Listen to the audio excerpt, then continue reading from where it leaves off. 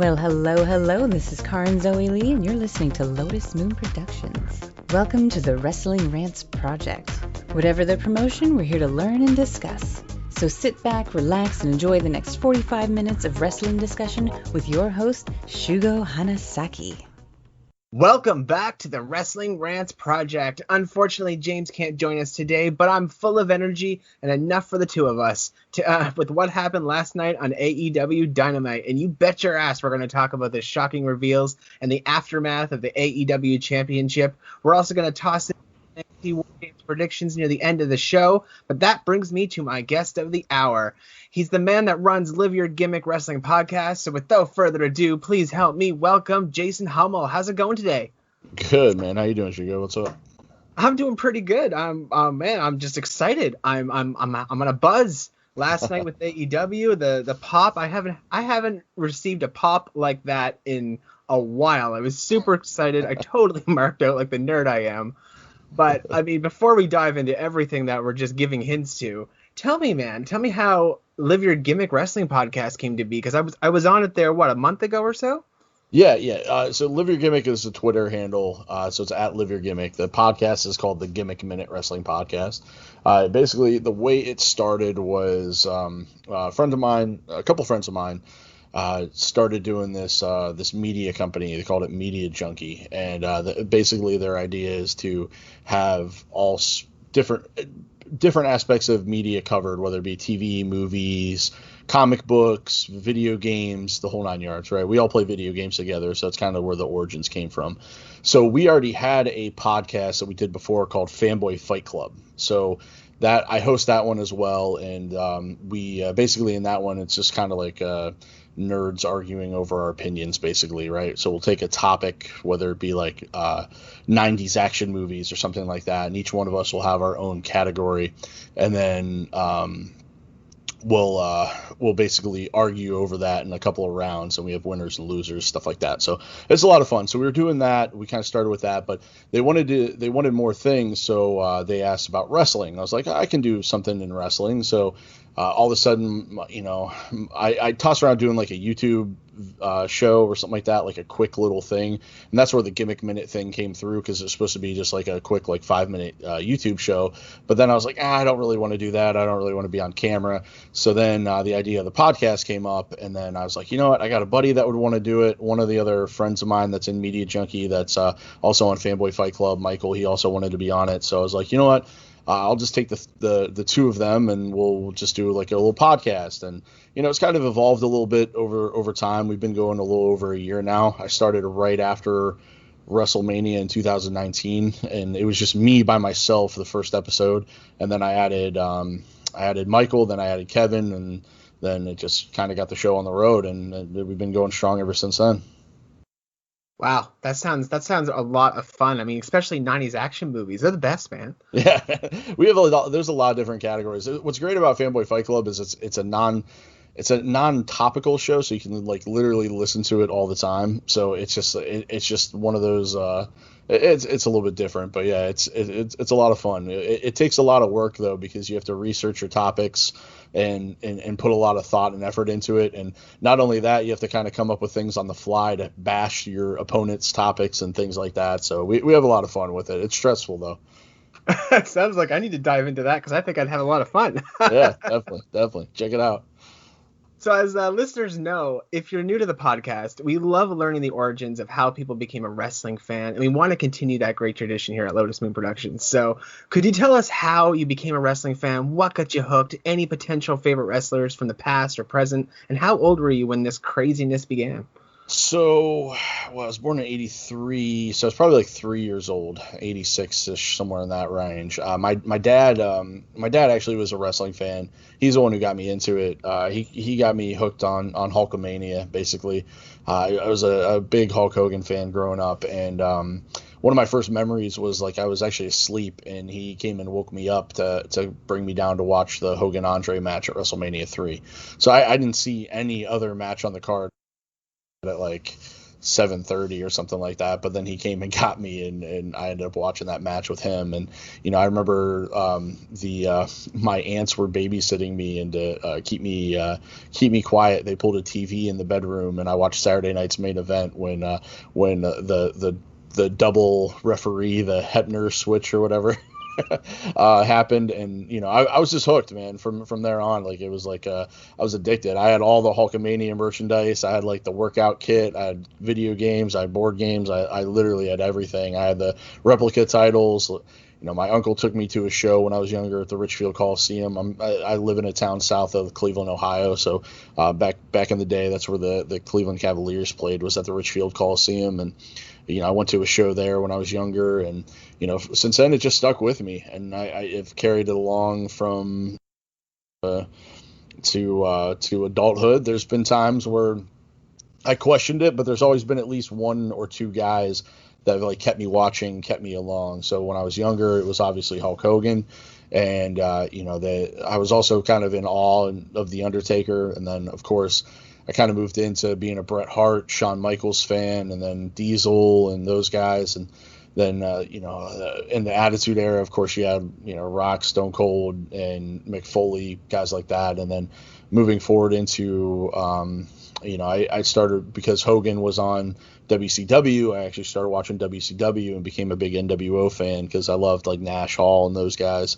Absolutely. And I kind of bought into that storyline and enjoyed watching that. And then, but I always stuck with WWE. Like, I was always more of a WWE guy. I watched WCW for the NWO, but when that got stale and it wasn't as fun anymore, I always stuck with WWE. And through like Ruthless Aggression, I was actually in the crowd in Cleveland for the birth of Ruthless Aggression. Like, I was literally there when speech of Ruthless Aggression. That's awesome. And all that. So during that era, man, I'm trying to think if there was anybody in particular that like really caught my eye. I don't know if it was even until man, I think I just watched it to watch at that point. I mean, Undertaker was around, obviously. Guys like Edge were a lot of fun to watch, and that kind of drove me into, like, I became a big CM Punk fan, big Daniel Bryan fan, and that's what's kind of kept me watching now. And now that, I mean, there's a lot of guys, like I love the Fiend. I like what's going on in AEW. I like some of those guys, like Kenny Omega and Cody and those guys. And even I like John Moxley way better than I ever did Dean Ambrose. That's for sure. But yeah, I mean, I've just been addicted to it, man. The storylines get me. Like, I love anything with good stories. So I'll watch it till the end of the storyline, and then if something else hooks me, then I'll stay on until that storyline's over, and so on and so forth. Yeah, I mean, once you got that wrestling bug, whether you're a wrestler in the ring or watching at home, man, it's hard to get away from it. Oh, it really is, yeah. I mean, and the way my brain works, I always like to try to think my own.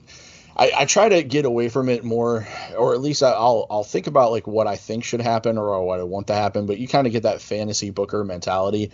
The thing that I try not to do, though, is not get too caught up in it, because I think sometimes with a lot of fans, what happens is we get these fantasy ideas in our head of what we think they should do or what we hope they will do. And when they don't do it, we get disappointed and we just kind of shit on it instead of just kind of enjoying the ride and kind of seeing where they go with it, because sometimes where they go with it might end up being better than what you thought if you actually just gave it a chance, Yeah, and that's a perfect segue too, honestly, to what happened last night on AEW at Dynamite at the end, because, and I'll mention why.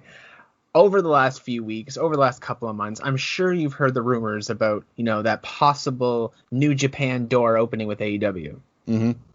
So they've been teasing it. They've been dropping more names on commentary. Like last night, they were dropping Okada. They were dropping Minoru Suzuki. They kept just every week they're mentioning more New Japan. So at home here, we were thinking, oh, what if New Japan happens? John Moxley is the IWGP US Championship. Kenta's the number one opportunity. What if he comes in? What if that's Winter is coming? What if, New Japan invades to get that title back, right? Because there's actually a story there. It's not too much of a fantasy booking. But right. I told myself, if this doesn't happen, I'm not going to get, down. I'm not going to punish AEW for something that I just fantasy booked in my head, right? So that's not fair. So to my surprise, there was an invasion of sorts, but it wasn't New Japan. Right. it was Impact Wrestling, and they were Yeah. teasing that for the last couple of weeks with Don Callis on commentary. And I mean, tell me, man, what did you think about last night and everything that occurred from just the invasion alone? What happened earlier with Darby Allin, Cody, and Team Taz? Yeah. I mean, I guess we'll start in chronological order. So with Darby Allin, Cody, Team Taz, definitely didn't see that coming. With Sting making an appearance there. So, good for him getting some more. I'm curious if it's going to be an in-ring thing or if it's going to be just a one-off. But yeah, the Impact invasion, that's something I definitely did not see coming, and I'm curious on. I don't know. I think for me, it's interesting to see where it goes. It's definitely a big buzz, right? So it definitely has people talking, it has everybody's interest, and that's great. My thing with AEW though is they have a lot of guys already that they're not necessarily utilizing effectively, right? So throwing in these Impact guys, I think maybe kind of further put some of these other guys down the card to where, they're already having trouble getting, the time on Impact or on Dynamite. They're getting time on Dark only, you know what I mean? So like, I'm just curious to see what they do with it, like how long it'll last, and if it's going to be kind of like a permanent thing, or if it's going to be if it's just going to be like a short storyline or something along those lines. But yeah, it definitely has my interest, man. I'm definitely curious about it. I want to see where it goes, but yeah, it just seems like, especially at its, 1 year in to be running an angle like this, like clearly they're trying to do what they can to keep that ratings battle as high as possible. Yeah, were you able to touch on the media call with Tony Khan right before Dynamite? No, I was not. Well, one of the things that Tony Khan touched on, and I only mentioned this because you're 100% right. A lot of the fans been thinking, the roster is full. Oh my goodness, not a lot of people are getting enough time. And Tony Khan is now not only adding a third hour at some point, but Dark might be coming 2 different shows. Okay. Like we're going to have Dark, which is already as longer than Raw, because the last couple of weeks it's been 2 hours and 15 and then 2 hours and 45. That's a full hour Raw episode if you take out commercials. And the fact that it's that long and we're getting a lot more on Dark, but now they're going to be having like a darker Dark almost. So like the Dark show is going to have its own stories, kind of like just below AEW Dynamite, and the new kind of Dark is going to be for all the upcoming talent, the talent that nobody is really familiar with, people giving a chance, like all the people that they've signed that haven't really been able to debut or do anything. That's going to build them up, and I think it's going to be on YouTube. I could be wrong about that, but the fact that he even mentioned that and that there's going to be another show is very helpful to current AEW roster. Yeah. I mean, it'd definitely be interesting to see if they do something like that. So that'd be great. Yeah, and one of the other things too they touched upon was Tony confirmed that the trio titles might be making an appearance in 2021. Interesting. Okay. Yeah, they have a lot of factions, so I guess that would make sense. Yeah, they have a lot of stables. I mean, whether it's Death Triangle, Jurassic Express, Dark Order, the list goes on. You could have really good storylines with just those stables alone. So, I mean, but yeah, with Darby Allin, Cody, and Sting, of all the people who come out, I'm not even going to lie. I marked out. I nerded right out. I got a pop, and I was like, how the hell did they keep that quiet? Like, because every time, keeping someone hush-hush is pretty much impossible. Now, like, the last legit pop I think I felt that way about was when the Hardys went to WrestleMania. Yeah. A few years ago. I lost my shit, like, straight up.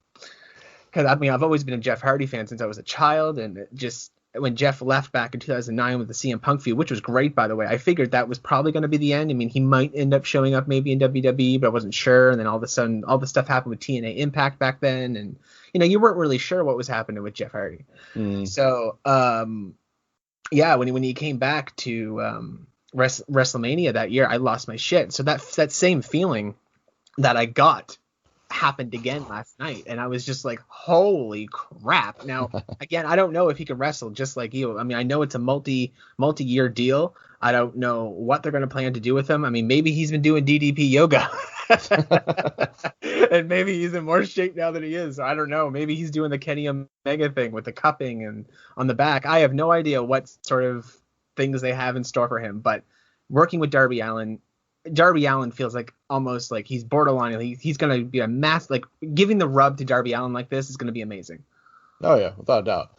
Darby Allin's an amazing talent. So I mean, it's his career's only got one direction to go right now. So yeah, anything but up. Yeah. Or everything and up. Now with the end of the AEW too, I mean, it's difficult to go in chronological order because there was so much that happened on the show last night. Right. Yeah. I'm just selecting the highlights, but I mean, Kenny Omega did beat Jon Moxley for the AEW championship, but not in the way that I saw coming. Right. Now, what do you think about this relationship now with AEW and Impact Wrestling? Yeah, I mean it's definitely it's definitely an interesting relationship. It's not the New Japan one that you and I'm sure a lot of people were hoping for, but I think honestly it's going to do a lot more for Impact than it will for AEW. Let's be honest. I mean, Impact right now is, you know, they got Swoggle impersonating AJ Styles, and they have a lot going on over there. But you know, they're just not getting as much mainstream attention as the other organizations do. So for them to kind of get this rub, it's going to be really big. And there's a ton of big stars on Impact that need that spotlight as well. I mean, just looking at the Good Brothers, for instance, you know, guys like that, and you know, even you know, who's their Impact's champion now? What's his name? Which one? They're whatever their main champion, the Impact champion. Oh, Moose. Oh, it's Moose now. Okay, never mind. Or not? Yeah, I don't know. But anyway, I get sorry, not Rick Swan. Oh my goodness, I get these two mixed up because they're amazing in the ring. I can't remember. In WWE, there was two of them, and they were phenomenal together. I wish there had been a tag team. It was Cedric Alexander and Rick Swan. Yeah, Rick Swan is in Impact now. Yeah, it was him. Yeah, okay. Because those two, I feel like when they were in the cruiserweight division in WWE just by themselves, I was like, this is a tag team waiting to happen. Yeah. Like Cedric, I don't know why they didn't have them, but I mean, it didn't happen, whatever. Well, but I mean, Swan got in trouble. He he got into a domestic dispute with his wife, and WWE let him go. And then later on, it turned out that it wasn't as bad as what it made out to be. But by that point, they had already made their decision and let him go. So that's kind of more along the lines of what they were trying to do. Funny how they make a decision for that, but not other questionable things. But we'll move on. Yeah. Yeah, definitely. So, yeah, but yeah, I mean, it's definitely a great partnership. I think it's going to do a lot for, like I said, it's going to do a lot for Impact to have that partnership. It's definitely different. You know what I mean? I'm curious to see where they go with it. So hopefully it leads somewhere that'll get the wrestling world buzzing a little bit more. Yeah. Now the ending of that match too, like I thought it was a great TV match for AEW. Mm-hmm. Kenny Omega, two of the best in the world going at it. But near the end there, I knew Kenny Omega was the heel. I knew he was slowly going to his heel character. But near the end, when all that, you know, interference happened right at the end, honestly, for the life of me, before Don Callis got involved, I felt the momentum drop in the match. Just as a fan, I was just like, I don't want interference in this. No, You know, I just want it to end. I don't care if Kenny's heel. I don't care if Jon Moxley's face. I just want them to beat the crap out of each other and have a winner, you know? But it ended. But when Don Callis got involved, and then all of a sudden I was like, oh my God, he's going to go to Impact. All the momentum just shot back up again. And then when they ran out of the building and Don Callis was saying, you know, Tuesday nights are the new Wednesdays. And they were like, well, no, Dynamite's on Wednesdays. I thought that was great. And the fact that the last, couple of months I've actually been catching up with ups and downs with Simon Miller there on YouTube, and I've had him on the podcast before too, and shout out to him for sure, Simon Miller 316 on YouTube and Instagram. But like it was really I just didn't see this Impact thing coming. I'm just happy that I caught up on it in the last couple of months. I know a little background. The last couple of pay-per-views are good. I'm glad that the championship is on Moose. I'm glad the championship is on Rick Swan. I'm glad. I'm happy with what they're doing in the tag team division there. I mean, they have the North, they have the Motor City Machine Guns, which are actually one of my favorite Impact teams. Mm-hmm. And then we have, you know, the Young Bucks, who came from TNA as Generation Me. Right. So we have this all of these questions being in the air of what's going to happen. And then with AEW working with NWA as well, I absolutely love how AEW, the company, is reaching out, working with other companies and building each other up instead of just saying we're the only company that matters. No, you're completely right, and that is kind of the one nice thing about them is that they are using their platform to build those bridges and build those relationships.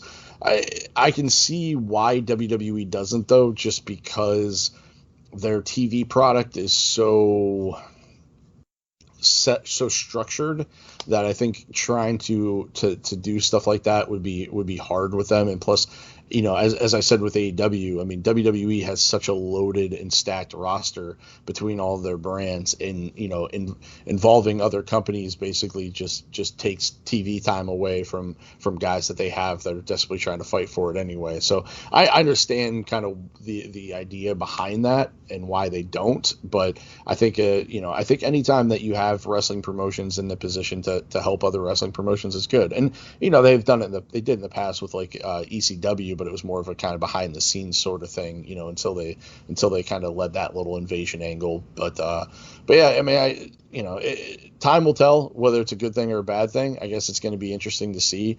It's going to be hard, with I guess with AEW, it's kind of the wild, wild west, right? They don't really plan out too much other than get kind of like, okay, we're going to do this, you do this, and just have fun with it, which is great because it gives them an opportunity, the superstars an opportunity, or wrestlers an opportunity to basically show what they have and be able to cut promos and carry things like that. So, but how are they going to do that with all these other people kind of invading in too? So it's going to be interesting to see what happens. Yeah, absolutely. I mean, do you have any ideas or like even guesses of what might happen on Tuesday? I have no idea, man. Your guess is as good as mine. I guess we'll have to wait and see. Yeah, we'll definitely have to wait to see. And I mean, with AEW also, like as we spoke about with mentioning New Japan a lot, I don't think that door is closed. I think there's still something, because no commentary in the world mentions those names that much unless there's something going on. Yeah. I mean, they tend to kind of name drop a little bit though, because they'll mention guys in WWE on occasion too. I don't really think they, just much like the wrestlers themselves, I don't think the commentators are very scripted. So they basically will say whatever they want. So I think to a certain extent there might be something to it, but at the same time too, it could just be them name dropping and trying to maybe build them up a different way, like just sending shout outs to these guys, because they're like, and especially with COVID too, I think it's gonna be hard to get people that are working in New Japan who are in Japan to be able to come to the States and be able to wrestle, especially with our COVID rates being so high right now. Yeah. And then speaking of NWA a little earlier there too, I mean, we have Thunder Rosa coming out again, and continuing that story with Britt Baker, and I'm all for it. I mean, I thought the match with oh my gosh, her name just recalled. No, that's WWE. Yeah. I just, oh my god, her name just spaced on me. She fought Britt Baker last night. Yeah, and I literally just watched the match, and I can even tell you the person's name, Ainsley or something like that. Yeah. Oh man, now I feel like crap. But oh man, I'm sorry.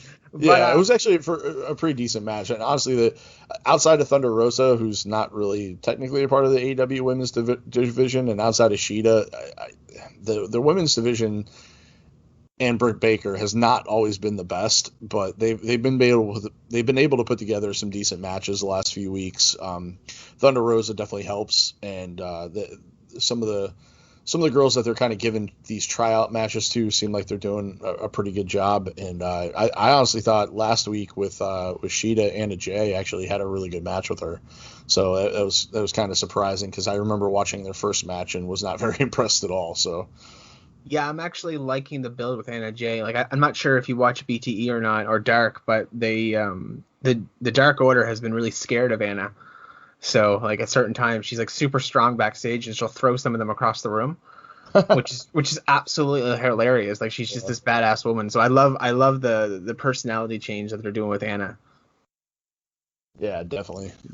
Now with the women's division as well, I mean, we have Abaddon versus Hikaru Shida at some point, I think, with what's going on. And honestly, with what happened last week and Hikaru Shida being terrified of Abaddon, I mean, some people were like, well, why is she scared and everything? I was like, I'd be scared too. If I saw that thing come out of nowhere, Yeah, man, and that's the thing though, where I think AEW is kind of missing the boat a little bit with Abaddon.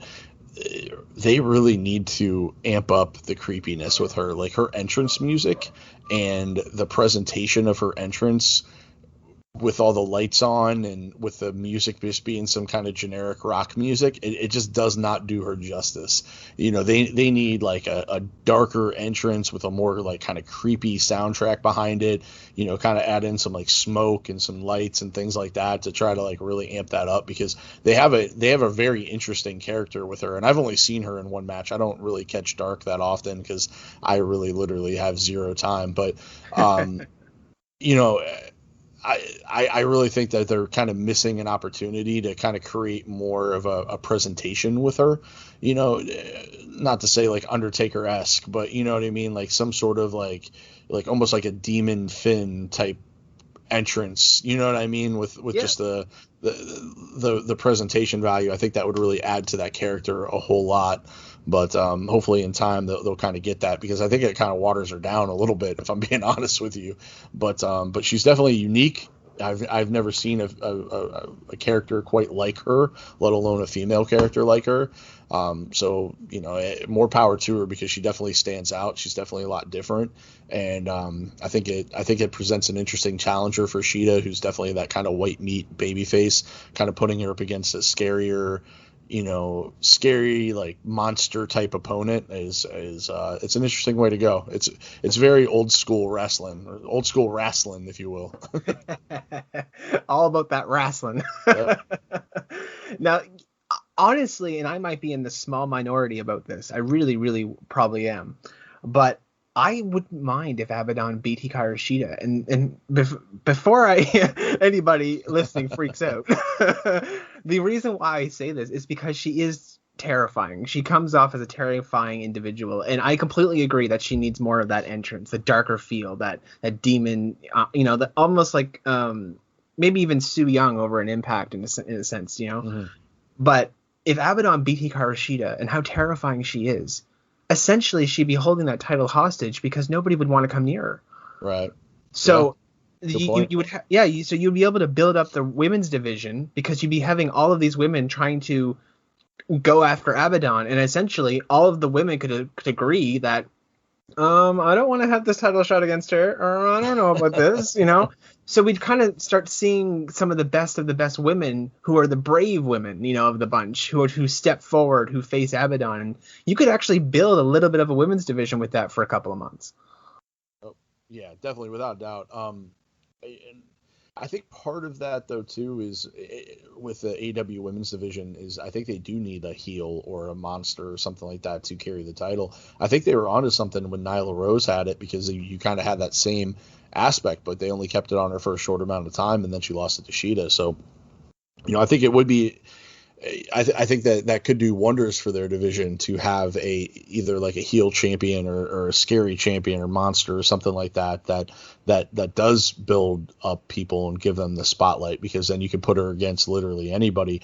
I don't know necessarily if she has the name value to like really make it a big deal, though, because they haven't really spent a whole lot of TV time building her up. To my recollection, and you got to look at this from a casual fan perspective, because not everybody watches Dark, and not everybody watches Being the Elite, so if you're just somebody who watches Dynamite, you literally saw Abaddon one time, and then all of a sudden she disappeared and is going after the women's championship. So it just, to me, it just seems like, you're right. I think it would be a good thing, but I think she needs to have a little bit more of a mainstream name before they can do something like that with her, because I don't think it necessarily matters if people don't know who she is or care about her, whether they care about her to fear her or not like her, or they care about her to love her.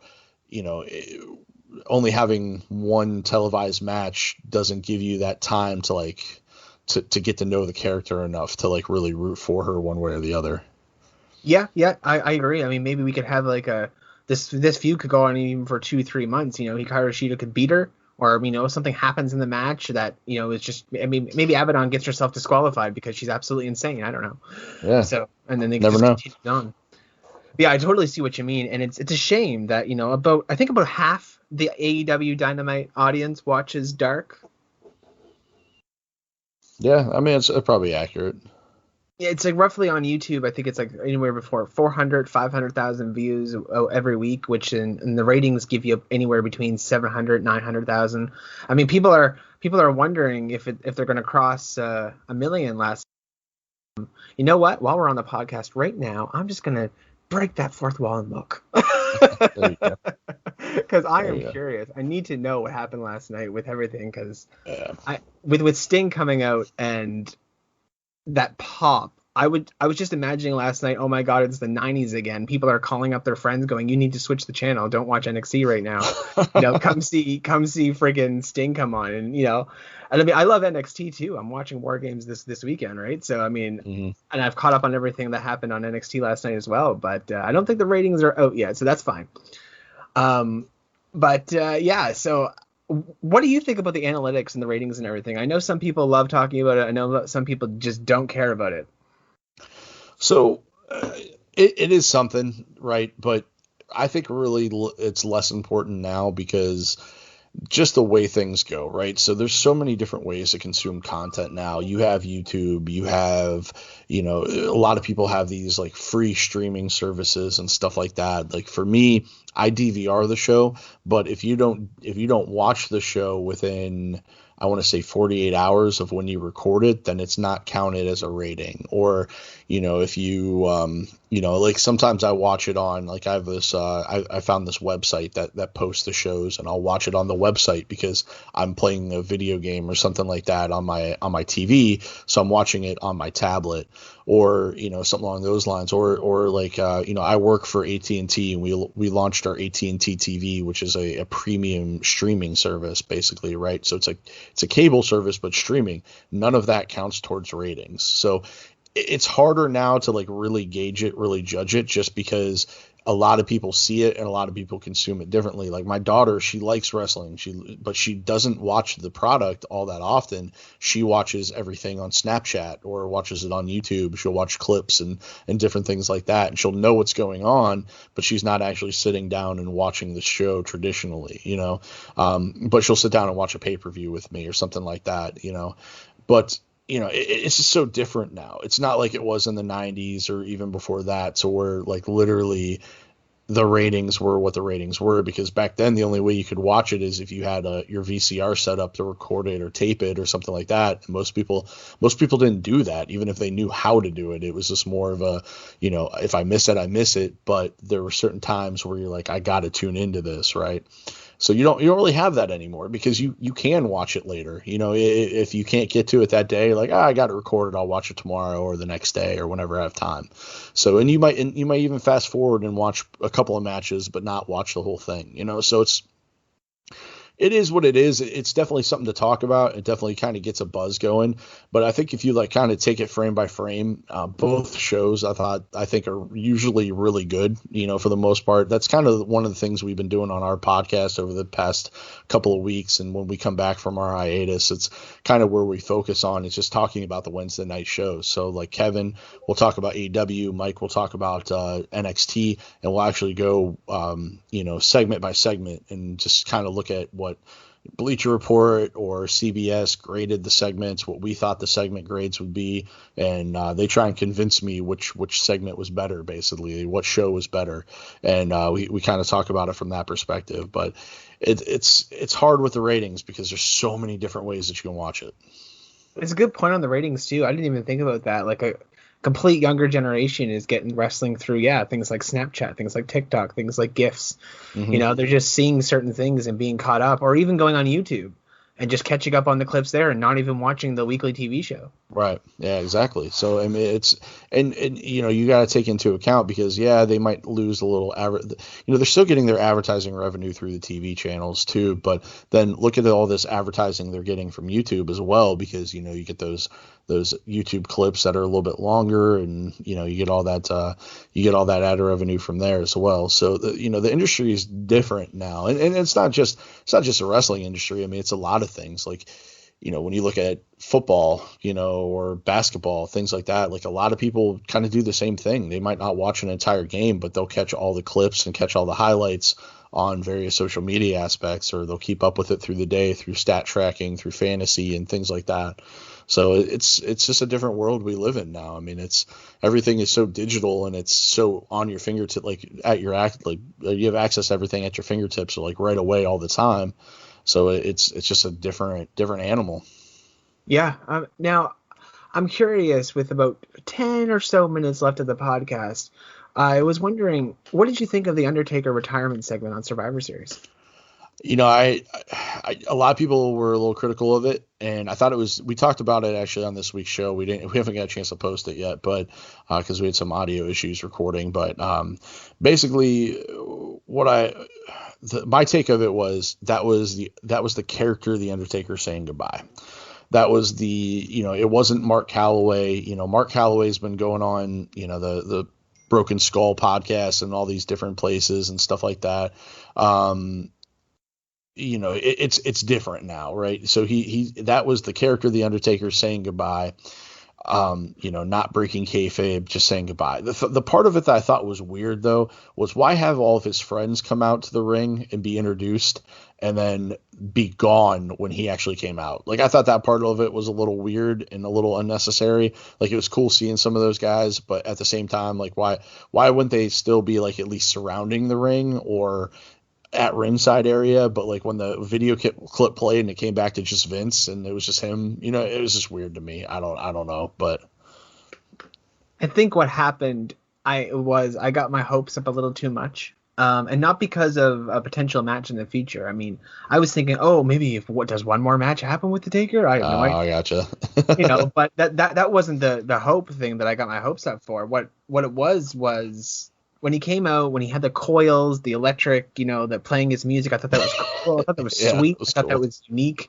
And then, that epic promo that happened with the Undertaker and everything, I thought that was great. And then everybody started coming out, and I was like, all right, cool. Maybe they're all going to say something about him. Maybe they're all going to, just a little, a 1 minute, 2 minute thing about him, because we saved it for the very last segment. So I was like, okay, we've had a 3-hour pay-per-view. Let's leave the next 45 minutes or so for Taker. And I would have loved that, just people coming out saying something nice about him. And then Vince said something about maybe 2 or 3 months. And I mean, Vince looked like he was about to cry. Honest to God, Vince definitely did. Definitely did. And rightfully so. I mean, it's the Undertaker. He's been loyal to WWE for the past 30 years. So, I mean, he's done everything that Vince could ever ask of him.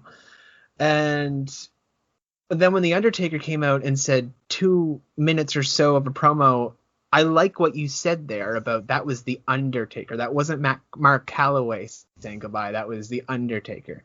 But I just wish all of those people had came out and just said a little something, even half of them, because I just felt it got cut a little short. But other than that, if that is the ending, if that is what we've got, it doesn't matter how it ended up, because that man has done everything in the past 30 years, and what a career he has given us. Yeah, without a doubt. And honestly, after watching the Last Ride documentary, I'm glad he's not wrestling anymore. You know what I mean? Because I feel like even if he had one more match, it still wouldn't be good enough for him, right? Because whatever he does after that Last Ride match with AJ, there is nothing that can top that. He can't be better than he was in that moment, in that match, and that's what he would strive to be. And if he wasn't, he would keep going until he was.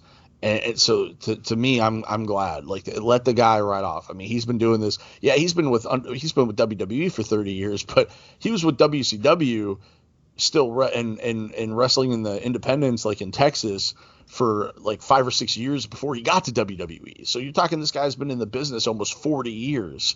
Like, let the dude rest. Like, he's got a beautiful wife. He's got kids at home. Let him go home and be a father, be a husband, because realistically, I mean, he's going to be in his mid 60s, like, grant you, he's in good shape, but he's got a lot more years behind him than he has ahead of him at this point. So let the guy live his life. Like, he's given enough to us as fans. I'm happy for him. I would like him to just go ahead and ride off into the sunset, if you will. Now, we might see him in some capacity as Mark Calloway, more that kind of American badass character, like making some one-off appearances or maybe having some sort of a backstage role or something like that, like an on-camera role. I'd be fine with that if it was just him talking shit and making matches and stuff like that. Like he'd be a fun general manager to have for like 6 months or something like that. You know what I mean? But outside of that, let him live his life. Like let him just, or just let him go to the performance center and train guys when he has some time. Like that's all we need. Like that, let him do his thing. I'm good with him. I'm good with him retiring. Yeah, I couldn't not agree more. So let's dive into those NXT predictions with what little time we have left. All right. And there's about 5 matches on the card. The only thing I haven't been following on NXT was I thought Finn Balor was okay, and the championship isn't being defended.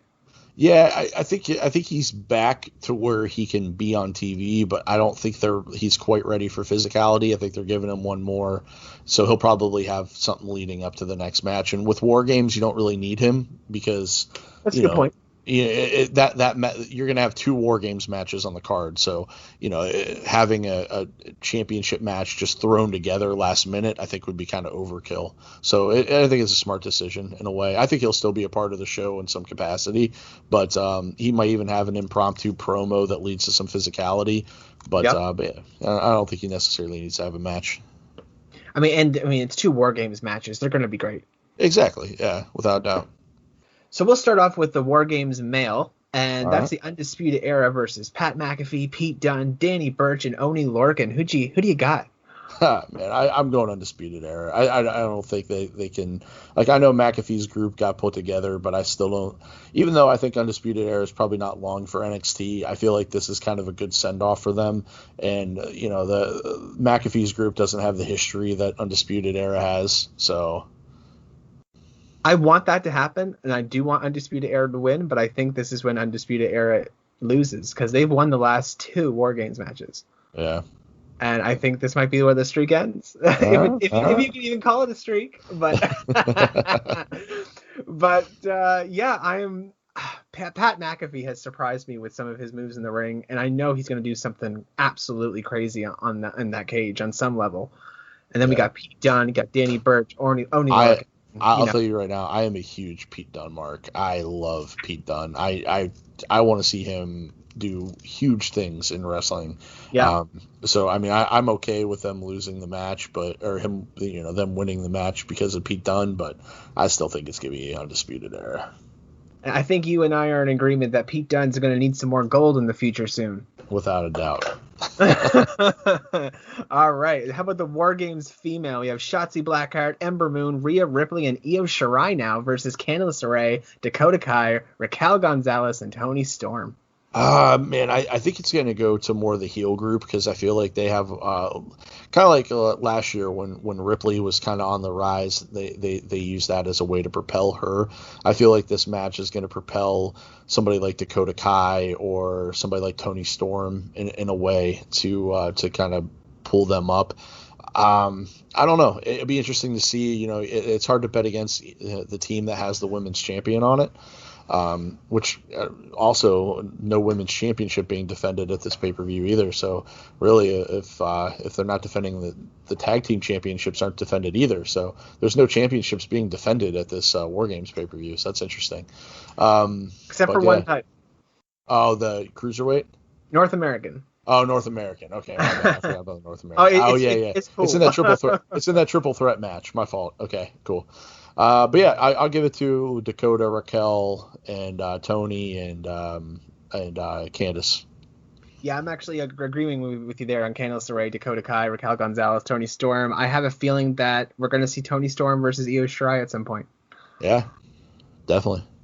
Now, we will dive into the NXT North American Championship because it is bizarre, though. I mean, I know there's WarGames matches, but no Cruiserweight Championship, no Tag Team Championship, no World Title match, no Women's Championship, but we have that one NXT North American Championship on the line in a triple threat match. Leo Ruff versus Johnny Gargano versus Damian Priest. Who do you got? Man, I would love to see Ruff win again just because nobody's expecting him to. I would love it. just to have like Johnny and Priest take each other out, and then Ruff to kind of get an accidental pin. I think that would be great because that's not what anybody's expecting. I would say the smart money would be on Johnny, but yeah, I'm going with Ruff. I want to see Ruff win, and I want to see him put the belt on and have it fall off him again because I think that's funny. I mean, yeah, Leo Ruff could probably just get it again and then just continue this comedy thing that's been going on, which has been funny. Yeah, it's been great. But I mean, Damian Priest looked really good with that North American Championship, and I really think they should start booking him more with the title. But then Johnny Gargano's been fighting for it too, so if I had to pick, I guess I'll have to pick Johnny Takeover. Yeah, it's hard to bet against Johnny Takeover. It really is. I mean, the guy. And what's funny is I would like to see him win it and then literally lose it the next night, kind of like he did, and keep that streak going, because I think that would be entertaining as well. So I'd be entertained if Ruff wins it. I'd be entertained if Johnny wins it and then loses it on the next NXT show, just because. They could even be giving Johnny Gargano like the most North American Championship wins kind of gimmick. Yeah, but then again, if Priest wins it and he jumps in a hot tub with Brandy Lauren again, I might not be mad at that either. So yeah. There's some potential from that match. So we have the strap match now, or the fourth match on the card, and it's a singles match between Dexter Lumis and Cameron Grimes. Who do you got? Man, I'll tell you, before COVID hit, the last thing I did, my friend Kevin and I, who's on the podcast, we went to an NXT show at the world famous Agora in Cleveland, Ohio. Nice. And when we were there, this creepy dude coming out to Stranger Things music walked out and fought Bronson Reed, and his name was Dexter Lumis. And we were like, who in the hell is this guy? Since then, I have become a huge Dexter Lumis fan. I love Dexter Lumis. The guy has never said a word. I love his character drawings. I think they're great. He has so much depth to a character who's never said a word, and it's fantastic to me. So I really like Dexter Lumis. Cameron Grimes on that token has been a lot of fun as well. I think the dude's personalities really shine through, especially with this rivalry. I think Dexter Lumis wins it because it's a strap match, unless Cameron can somehow get a accidental win or something like that on him. But yeah, I think it'll be a fun match to watch. Yeah, I mean, with me, I think this might be the hardest one for me to predict, honestly. I know that sounds strange, but they both have a lot of momentum right now. Yeah, and they've gone back and forth with each other win wise as well. Like, you wouldn't have expected Cameron, I guess the blindfold match never really happened, but Cameron won a match before that, and Dexter won that kind of creepy like horror match. So yeah, you're right. They have a lot of momentum, so it'll be interesting to see. Yeah, so I mean, I guess just to spice things up again, since you said Dexter Lumis, I'll go with Cameron Grimes. It's just a battle of the there you go. Battle of the dudes. All right, sounds good. And the last singles match of the night, just recently added, was Timothy Thatcher versus Tommaso Ciampa. Who do you got? Yeah, so it's kind of weird because I honestly thought when Ciampa first came out that he was more of a recruiting Thatcher than anything, because Ciampa's kind of had that heelish character, and he talked about how he was trying to get rid of the weakness in the locker room, and Thatcher is a guy that seems like he would be on board or like-minded thinking, so it seems like kind of a change of pace a little bit. So it's interesting to me. I mean, I'll never go against Ciampa. Thatcher is not that much of a personality. Like I feel like Ciampa will end up winning the match. But yeah, I was a little confused by this whole rivalry because I thought it was really going the other way. Yeah, I mean, I want Tommaso Ciampa to win here too. I want that man to also have more gold in the future. I mean, hell, I don't know how they would do it, but can you imagine Pete Dunne versus Tommaso Ciampa? Oh, it'd be great. That'd be insane. So yeah, it'd be like, so yeah. I guess we're both in agreement with Tommaso Ciampa on that last match. Yeah, without a doubt. All right. Well, with that, we will wrap things up. Thanks to everyone who continues to listen to the podcast. Jason, could you put out your social media for everybody so they can find you? Definitely. So you can follow anything that has to do with our podcast. I'll be honest, I've been really bad about tweeting or doing anything just because I've been super busy with moving and stuff like that. But you can find us at LivYourGimmick. That's LivYourGimmick. And you can also catch me on the Gimmick Minute Wrestling podcast. You can find us on Apple, podcasts. You can find us on Google, Stitcher, Spotify, pretty much anywhere you can find a podcast, you can find us. And like I said, I talked about it earlier, check out Fanboy Fight Club as well. You can find that on all your favorite podcast apps as well. I'm on that show too. So check me out on everything. Excellent. Thank you very much for that. And you can find all of our socials at SoundCloud under Lotus Moon Productions, Facebook under Lotus Moon Productions, Twitter under Lotus Moon Prod, Lotus M Productions on Instagram, and for the independent music side of things. And you can search us on YouTube under Lotus Moon Productions. With that, this has been LMP Wrestling, and we are signing off.